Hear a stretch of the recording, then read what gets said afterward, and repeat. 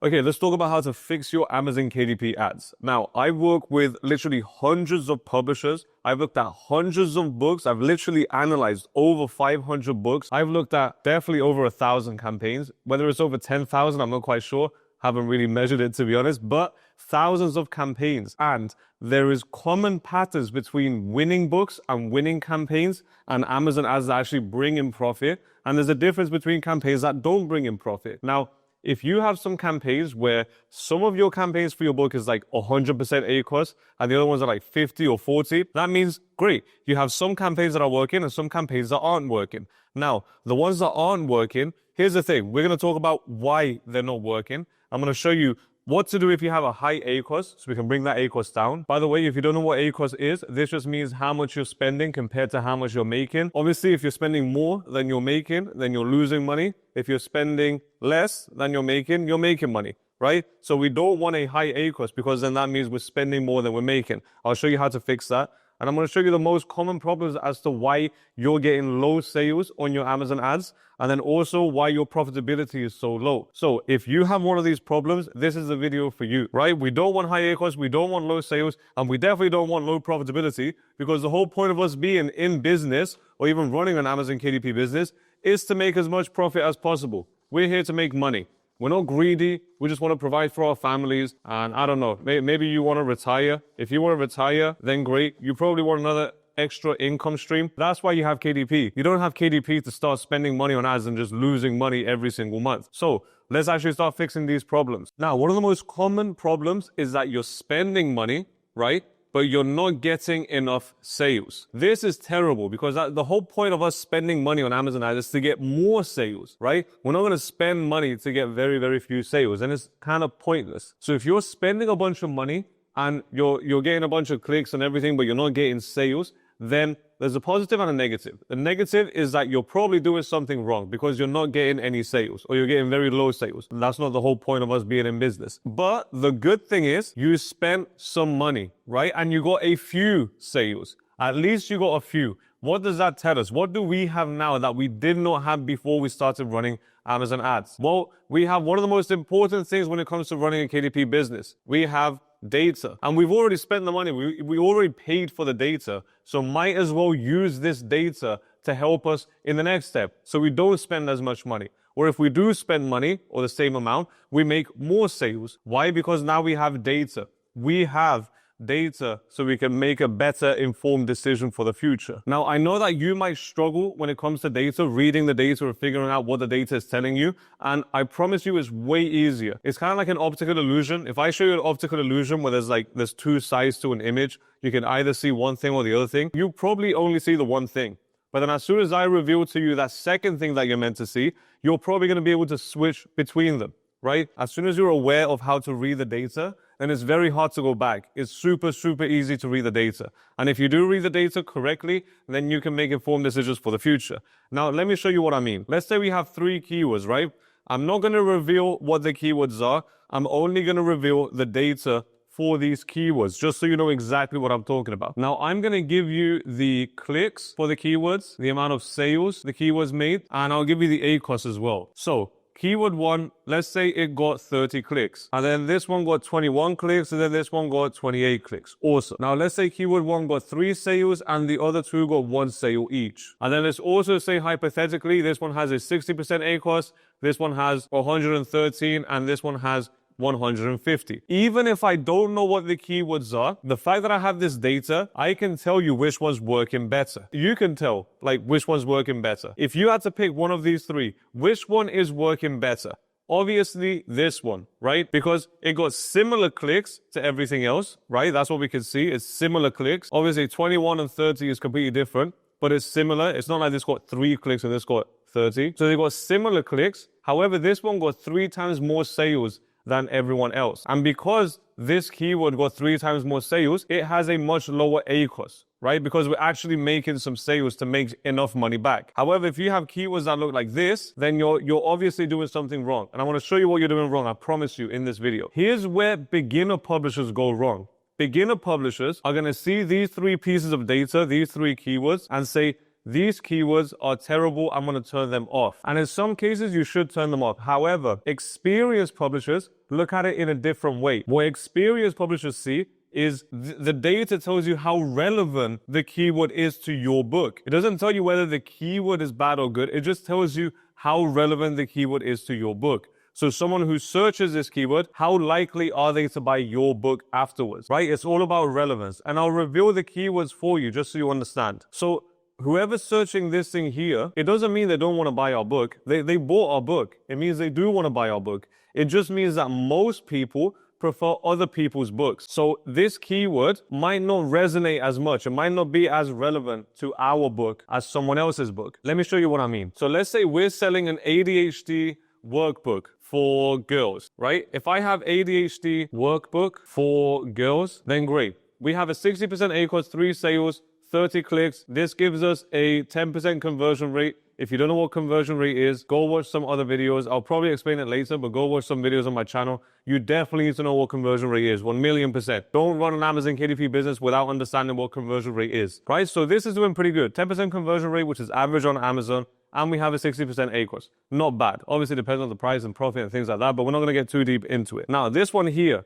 let's say this one is ADHD guide for girls, right? Now, this one is not converting as well, right? So the conversion rate for this one is like 5%, around 5%. So this one is performing twice as bad as this, or twice as worse, essentially. The ACOS is double, the conversion rate is half, so this is performing terribly. What's the difference between the first keyword and the second keyword? Well, the only difference is the word workbook and the word guide, right? However, what are we selling? Like I said at the start, we're selling a workbook, right? That means it's almost like an activity book. You can go in and you can write things, and it tells you to do things, and you'll do the things. That's a workbook. It's a book where you have to put some work in it. It's not just a readable guide, right? A guide just means read it and take action.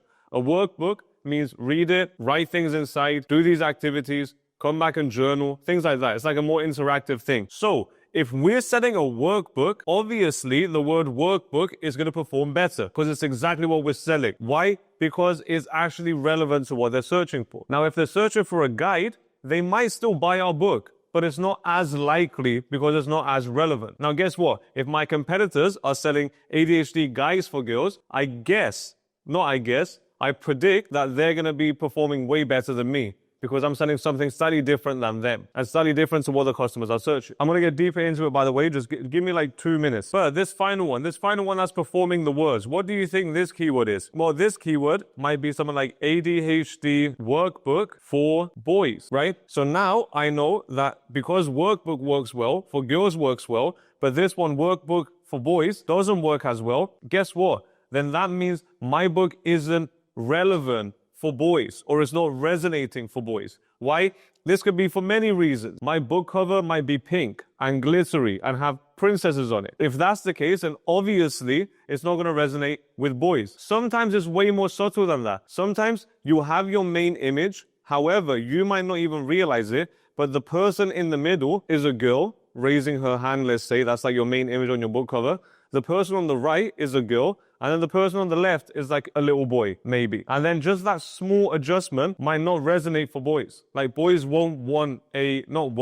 but maybe, hypothetically again we're speaking, there's literally so many different things that can be adjusted with your book cover. So this is a very small thing I'm talking about. But some parents might not want to give their kids a workbook where there's like 3 girls on the cover and 1 boy, if they want to give it to a boy. But if they want to give it to a girl, they're more than likely to buy your book, right? So when you look at the data on Amazon, you want to kind of look at the clicks and the sales so you can measure the conversion rate. The conversion rate is going to tell you how likely your book is to sell for this search term or for this keyword that someone typed in. Now, if it's more likely to sell, then you're going to have a lower ACOS. If it's less likely to sell, you're going to have a higher ACOS, right? But the high ACOS and low conversion rate is all based on relevance and how much your book resonates with the person or with the person searching, or how much the keyword resonates with what you're selling. Let's get a little bit deeper because there's 3 main problems you have. If this is what your campaigns look like and your keywords look like, some of them are bringing you a good ACOS. Some of them might be giving you a profitable ACOS. However,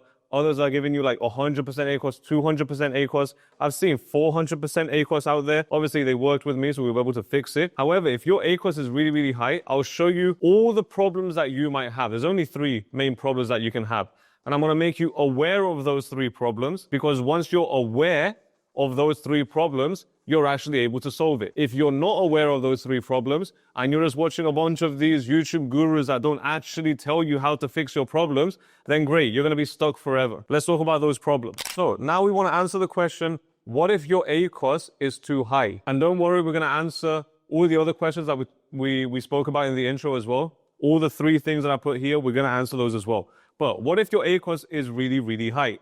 Then there's 3 problems that you might have. The first problem is probably the simplest problem. It's the easiest one to solve. And that is having a bidding problem. What do I mean by a bidding problem? It's very simple. You're just bidding too much. If you're bidding too much, you don't allow enough room for profitability. There's not enough room for you to make money back. Now, let's make it really, really simple. For every single one of these problems, just so everything is like in congruency with each other, the price of the book that we're selling, actually, I'll put it on the bottom so it's not confusing. But we're going to be selling a book that's priced at $20, right? It doesn't really matter what the price is. The whole point of me showing you this is for you to understand and grasp the concept of how Amazon ads actually works and what the real problems are. If you're not selling a book at $20, it doesn't matter. You're only here to understand how everything works. I'm not here to give you for your specific situation. That's why you can work with me. If you want me to come look at your book, help you with your specific situation, great. Go in the description, you can work with me. However, this video, we're just going to pretend that we're selling a $20 book. This is because I'm not the best at maths, and then we can basically just do maths together. Everything is just so much easier. However, let's say we're selling a book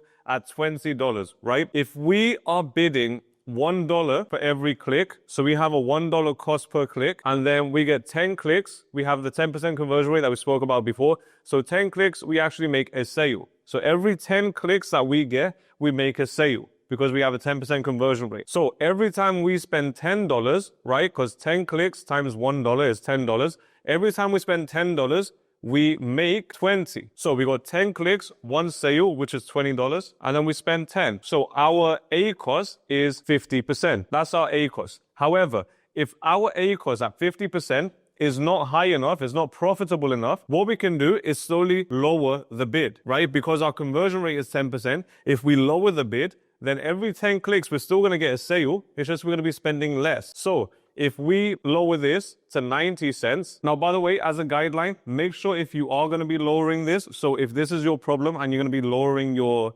bid, do it gradually, especially if you're lowering it. So don't go from $1 to 50 cents because that's like a 50% decrease. What is that telling Amazon? If you tell Amazon, hey, this keyword that was bringing me sales or whatever it's been doing, half it. That's like, it's too big of a change, I guess. Obviously, I'm not going to sit here and tell you exactly what to do because I don't have your specific book in front of me to tell you how much you should bid and all of that. However, just as a general guideline, it's much better to decrease, especially slowly and steadily. Obviously, assuming that your ACOS is decent and you just want to optimize.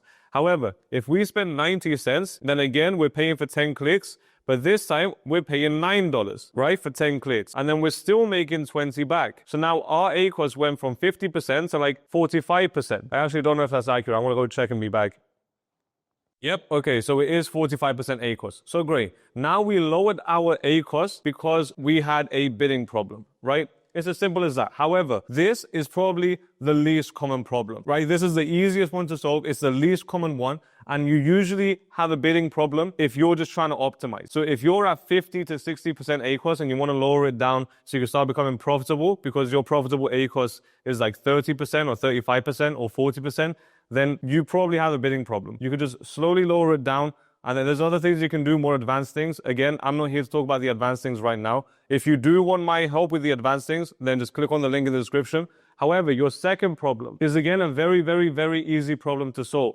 And this is your profitability problem. Now, usually when it comes to profitability, it's usually a pricing problem, right? Your price is just not high enough. And especially if you're selling low content books, which is completely fine to sell low content books. I'm not here to tell you not to sell low content books. However, you have to realize that Amazon ads will be more competitive if you sell low content books because you have much lower profit margins, which means you have less to spend and make back on Amazon ads. You have to bid lower. And when you're doing low content and you have big publishers as competitors, they can price their books low and still make a good margin because they have other outside marketing sources. They have other authorities and things like that to help them. You are by yourself on Amazon if you're selling low content books. Like, yeah, you might have your email list and things like that. You might have your own outside marketing. But right now, if we're talking about Amazon ads, you need money and you need to have at least some peritorion, some margin. You need to have some margin in order for you to actually be able to grow. You might still be able to make a little bit of money with low bids and things like that,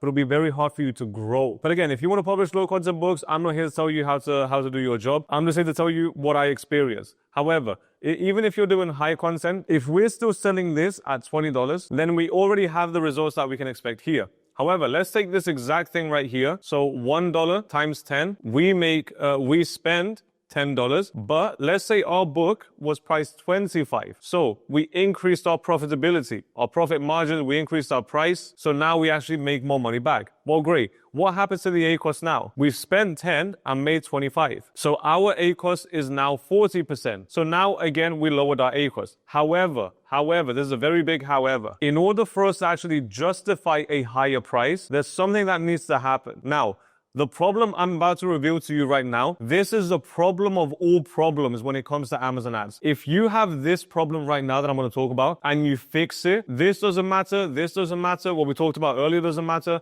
because you won't have that problem anymore. This is the core problem of everything on Amazon ads, or at least 90% of it. Maybe not everything, because sometimes 10% of it is like campaign structures and things like that. Sometimes your bidding is wrong. Sometimes your SEO is wrong. However, what I'm about to show you now, is 90% of the problem with your Amazon ads. I've helped hundreds of publishers. They all have the same common problems, and then their Amazon ads exponentially increase. Like, I've helped hundreds of clients with their Amazon ads, hundreds of clients, hundreds of publishers, just like you, with their Amazon ads.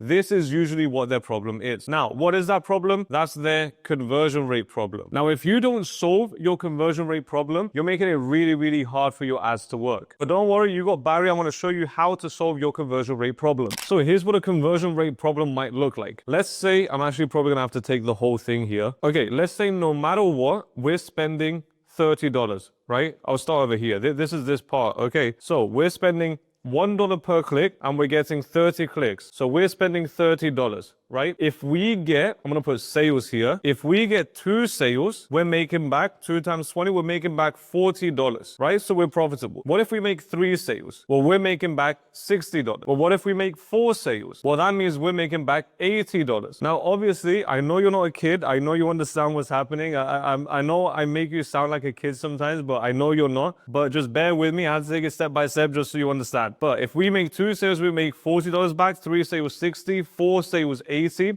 If we make 5 sales back, we make $100 back. And at every single point, we're still spending $30, right? We're still getting 30 clicks. However, what's different is the conversion rate. So the conversion rate, right? I'm going to draw a line here so you know. The conversion rate for 2 sales after 30 clicks is 6.5%, which is absolutely terrible. The average conversion rate on Amazon is 10%. That's the average. That means you're not better than everyone else. You're not worse than everyone else. You're in the same pool as the average person on Amazon, right? If you have an average conversion rate, usually you make average money. If you have a higher conversion rate than average, you make higher money than average. Don't know if that's correct English, but you get the point, hopefully. Now, I did the maths for this because I'm not that smart. Obviously, this was easy, but the other two, not that smart, so I did the maths already. However, if we have 30 clicks and then 3 sales, that's a 10% conversion rate. Great. So this is average. Now, what happens if we're above average, right? And again, conversion rate is also determined by whatever we talked about before. So the relevance of the keywords. So obviously for some keywords, you're going to have a high conversion rate because they're 100% relevant. For other keywords that are a little bit broader, your conversion rate might drop for that specific keyword. I'm not talking about overall conversion rate here. I'm talking about for your relevant keywords because they're the ones that you want to spend money on anyway. You don't really want to spend money on irrelevant keywords. Again, there's other like things that happen behind the scenes that I can't really talk about in a 20-minute video on YouTube. However, without me getting off track, if we have 4 sales, what's our conversion rate then? Well, it's above average at 13%. And if we have 5 sales, again, it's above average at 16%. 16%. These conversion rates aren't crazy conversion rates. 16% is not a crazy conversion rate. I have many clients that are getting 16% conversion rate. Why? Because their book is high quality. However, what we care about is the ACOS, right? What happens at the ACOS? I'm going to have to destroy Ollie's little star thing, but it's okay, it's okay. So what happens with the ACOS? It goes 75%, 50%. This one I'm going to have to, I'm so sorry, Ollie, but I'm going to have to remove all of this. This one goes 35% and then 30%. Or I think this is like 37.5 or something. But you get the point. It goes down. Now, I know you might be saying, oh, but Barry, this is all hypothetical. Yeah, that's the whole point. And then now with these hypotheticals, you can go inside your account and then you can become better and you can analyze your own things now that you have the knowledge on how to analyze it and how to think about it. So you can see that obviously the higher your conversion rate, the lower your ACOS, right? Now, guess what? We lowered our ACOS. Did we change the price of our book to lower the ACOS? No. Did we adjust the bidding? No. Did we get more clicks? No. So what did we do to bring our ACOS down? We just simply increased the conversion rate. Now, if you can increase the conversion rate, everything else is going to work way better anyway. Now, guess what?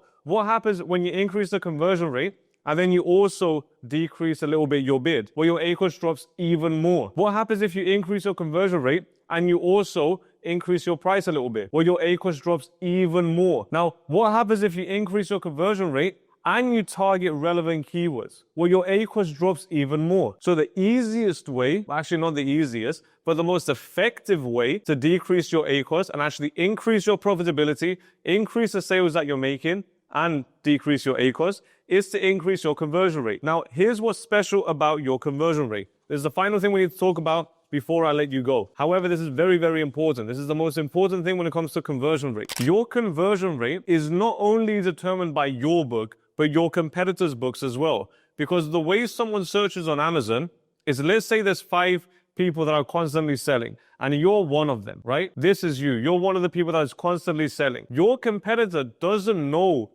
well, you're not the only one that exists in the competitor's mind. They're obviously going to see everyone else as well. So here's what they're going to do. Here's what you do as well on Amazon. This is how you shop. When you shop on Amazon, you don't just go there, click on one, and then it's like, oh yeah, I want to buy this product. No, you click on multiple, and then you're like, which one of these is the best? That's how people shop on Amazon. Guess what? Shoppers are going to compare your book with other people's books. Now, what exactly are they going to compare? Well, they're going to compare everything on your listing, right? Because your conversion rate, what's your conversion rate? Conversion rate basically means the chance of a sale, how likely you are to make a sale, right? It's not how likely you are to get impressions. It's not how likely you are to get clicks. It's not how likely you are to get reviews. It's how likely you are to actually make a sale. What's the likelihood determined by? Well, it depends on how likely everyone else is in your niche to make a sale, right? So when people are searching for our ADHD workbook for girls, they're going to see our one and they're going to read the description, or they might even skim the description, but it's still there for them to access. They're going to see the product. What do I mean by this? They're going to judge your book cover. They're going to read the sample inside. They're going to judge your writing. They're going to judge your formatting. They're going to see if it's colorful, if it's black and white. They're going to scroll down. They're going to see your A+ content. They're going to read what's inside your A+ content. The thing inside your A+ content, is it resonating with them? Does it amplify the value of your book? Does it make your book look worse than it actually is or better than it actually is? They're going to read your reviews. Have you got positive reviews or negative reviews? The negative reviews, what do they talk about? The positives, what do they talk about? Right? They're going to see all of this on your listing. And your one might be pretty good. But guess what? If any one of these competitors has even a slightly better listing than you, or maybe they call out a problem in their A+ content that you don't call out, even though your book actually solves that problem, then guess what the customer's going to say? The customer's going to say, okay, well, this guy here, he actually called out my problem in the A+ content. So out of all of them, I think I'm going to pick this one. And great, your conversion rate just dropped and this guy's conversion rate just increased because the customer picked them. So if the customers keep picking other people except you, your conversion rate goes down and your whole ads gets destroyed. Now, if you do this correctly and you can analyze your competitors, see what they're lacking, make sure your messaging is correct in your description, make sure your messaging is correct in your A+ content, make sure you amplify the value of your book. If you're solving problems, you're calling out your problems effectively. Just because you have A+ content doesn't mean it's good A+ content. If you have A+ content, you just have A+ content. It doesn't mean you have effective A+ content. It doesn't mean you have A+ content with psychological triggers in it. You just have images on your listing. Now, whether the images are effective or not, it depends on how effective your competitors' images are as well, or the marketing. And again, same applies with your product. Just because you have text inside doesn't mean your book is the best. The other people might have way better formatting than you, way more fun formatting. You can have the same information, but this is just presented in a better way. And again, people will pick your competitors, your conversion rate will go down, your competitors will increase. So if you want to actually increase your conversion rate, you need to think about all of these. You need to make sure you gather as many reviews as you possibly can, especially more than your competitors, if you want your conversion rate to go up. Remember, you're competing with other people, you're not by yourself. But if your ads aren't working and your conversion rate is super low, well, it makes sense. It makes sense why your ads aren't working if your conversion rate is low. And if your conversion rate is low and your competitors are actually selling, that just means your competitors are better than you. Maybe they might not even have a better book than you, but they're presenting it in a better way than you. So if you don't understand how to market your book effectively, your Amazon ads will destroy you. And you're going to keep losing money on your Amazon ads. So if you want to figure out how to market it effectively, go down in the description. You can work with me if you want. If you want to continue watching YouTube, no problem. I have a lot of marketing videos regarding books on my YouTube channel. Just click on this video that just popped up. Super, super valuable video. And go out there and make a bunch of money with KDP.